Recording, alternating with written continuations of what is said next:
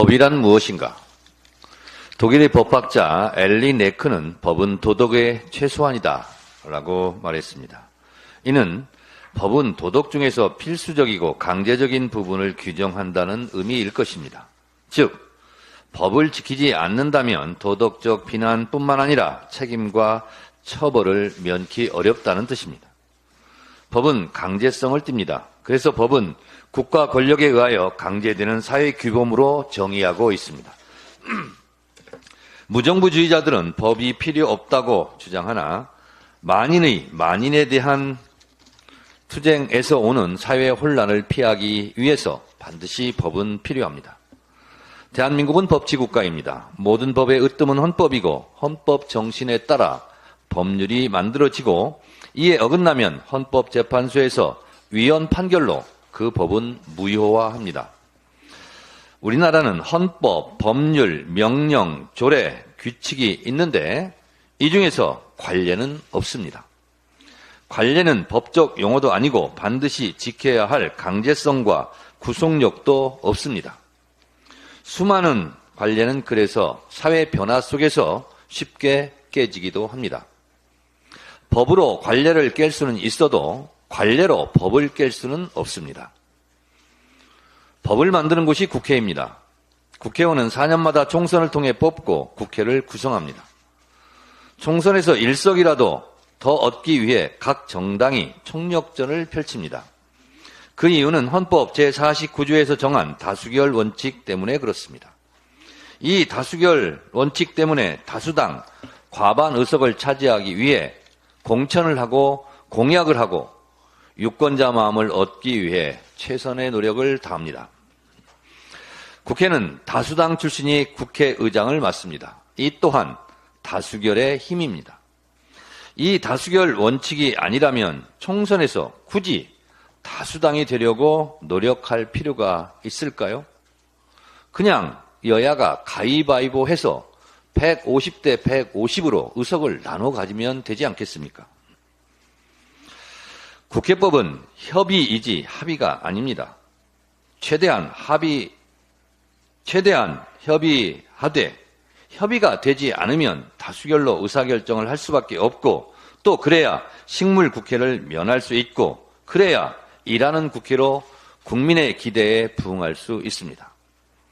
국회의 의사결정 과정은 안건 상정, 안건 토론, 표결, 승복입니다. 승복하지 않는 자, 민주주의자가 아닙니다. 소수정당의 몽리로 모든 사안을 합의해야만 통과시킬 수 있다는 주장은 헌법과 국회법에 대한 몰이해이고 총선 부정, 총선 불복입니다. 국회법 제49조는 위원장은 위원회를 대표하고 의사를 정리하며 질서를 유지하고 사무를 감독한다라고 되어 있습니다.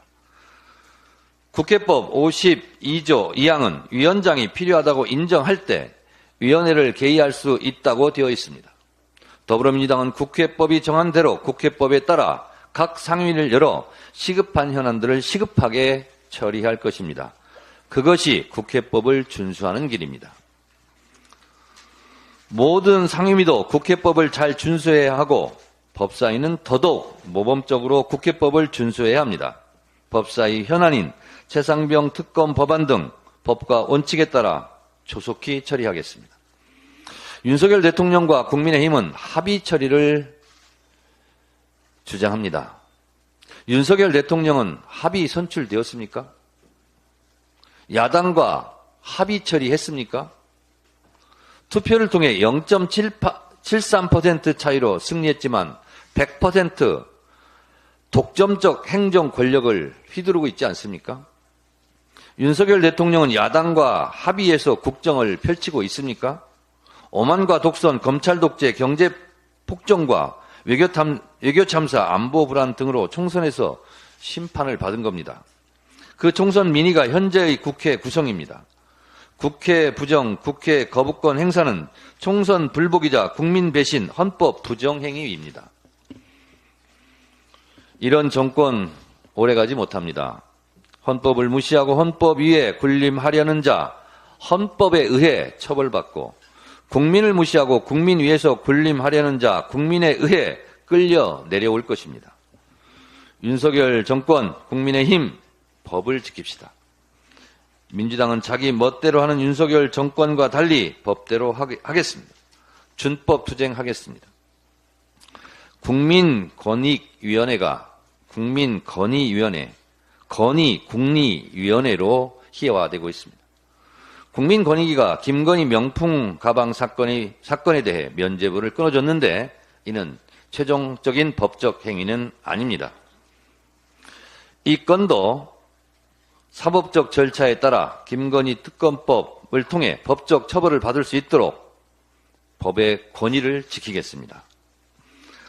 님들은 멋대로 하지만 우리는 법대로 하겠습니다. 우리 모두 법을 지킵시다.